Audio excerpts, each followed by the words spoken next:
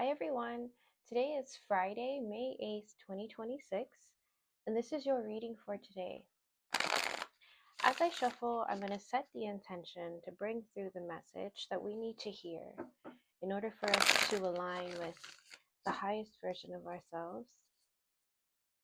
And I'm going to start by pulling a card from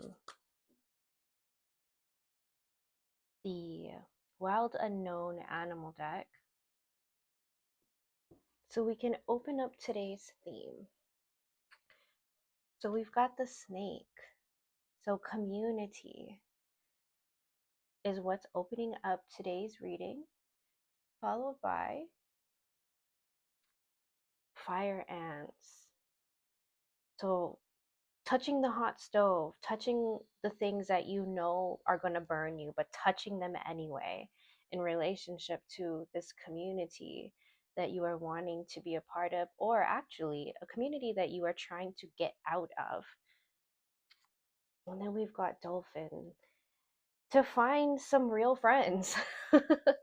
Really to find the people that actually resonate with who you're becoming. This is a transition from old into something more becoming, something more in alignment with who you're becoming, and feeling the discomfort of this progression, moving into a different version of you, choosing different people to be in your life, choosing different, um, actually, the true skill here is aligning with whatever resonates without guilt, shame, or fear, and allowing that to be what's driving your decisions moving forward.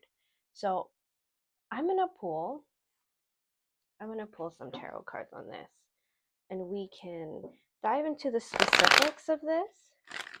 We're wanting to bring in guidance surrounding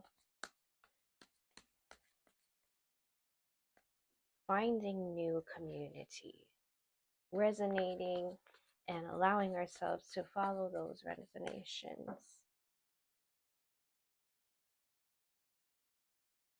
What I'm getting is familiarity isn't always the best choice. It feels comfortable, but that's the tricky part.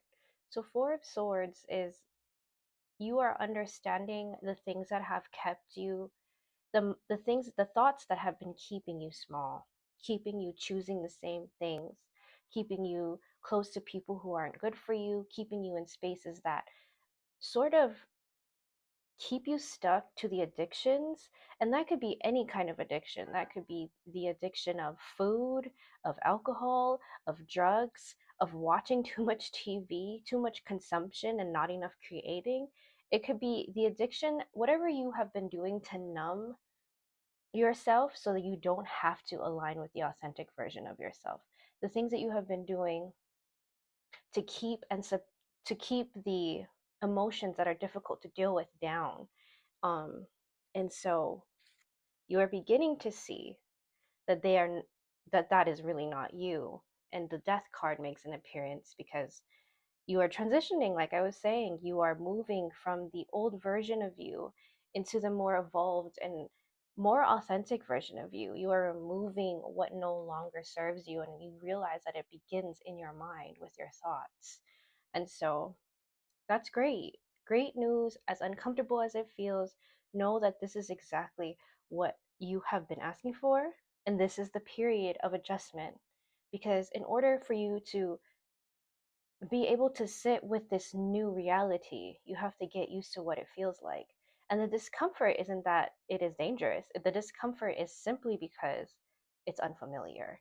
And your nervous system is efficient in that way. It's going to call out the things that aren't familiar, the unknown. That's just the way our body works.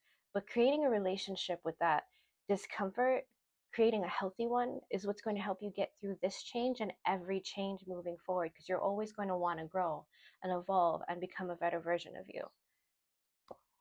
And then we've got the High Priestess reversed. So this is the end goal. This is the part. This is you wanting to step into this power, but still being in the liminal. You know what you don't want. You're not quite clear of what you do want, especially in relationship to relationships. You're just realizing the relationships that don't serve you, and now you're trying to figure out what relationships do serve you right now. And that's a significant place to be. If you look at it from a creative standpoint, you get to choose. And that's the exciting part about this is you have always been the driver's seat, especially now that trauma isn't dictating your choices, that you aren't being so heavily influenced by people outside of you. You really genuinely get to create from your own authenticity, from your own preferences. That's freedom. So practice the freedom you've been given. All right, now I'm going to ask for some guidance moving forward. Um, I'm going to ask for more guidance moving forward. I'm going to pull some oracle cards here, and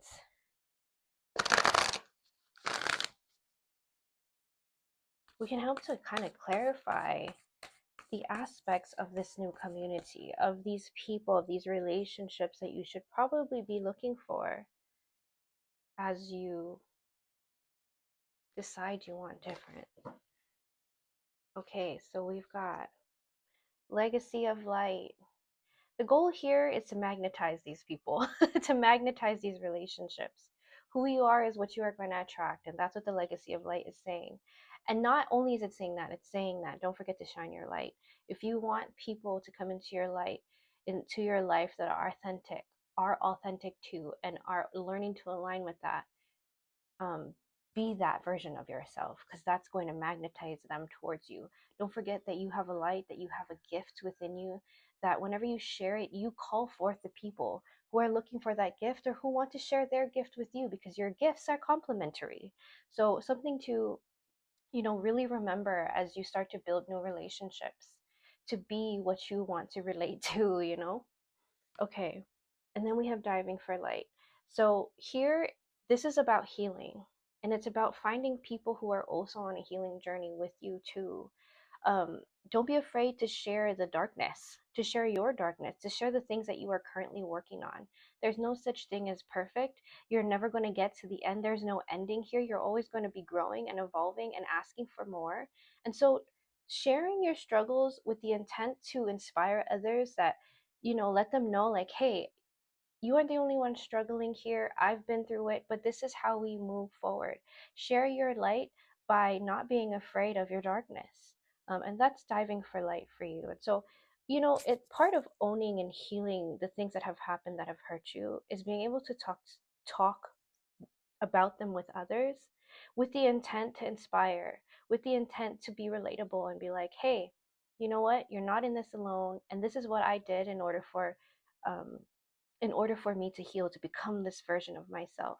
It wasn't all, butterflies and roses. It was hard, but these are the tools that I use. These are the things that I did in order to move past it. And that's so valuable. And you're going to find joy in that, because that's truly who you are. You are a light bearer, you are a light shedder. You love to spread your light into the world. And that's one positive way to do that. And then last card is she feels, she knows. And so tap into your intuition. You know you know how to read people. You can sense people's energies. And so the only thing about being so open, and wanting to help people, is that sometimes they will want to take advantage of you. They're going to trauma dump on you. They're going to, you know, you're actually going to want to spread yourself thin, because that is, that overgiving aspect of you, you haven't quite balanced that out yet. It's so easy for you to overgive or to overextend yourself and not rest, and not allow yourself the self-care that you need in order to be this person to others. And so use your intuition to help the people who are truly ready to be helped, and to know when to rest, know when to take it take your energy back in, and amplify it in ways that help you be the best version of yourself. And it's different for everyone. We all recuperate, we all relax, we all rest differently. But the key here is to know yourself so well that you know when you need to replenish, when you need to come back closer to yourself, when you need to cultivate the relationship with you in a more nourishing and nurturing way. And so just being cautious about where you put your energy and feeling into people and knowing who's ready and who's not, and releasing them gracefully. And so I hope you were able to draw something valuable from today's reading. Have a great day.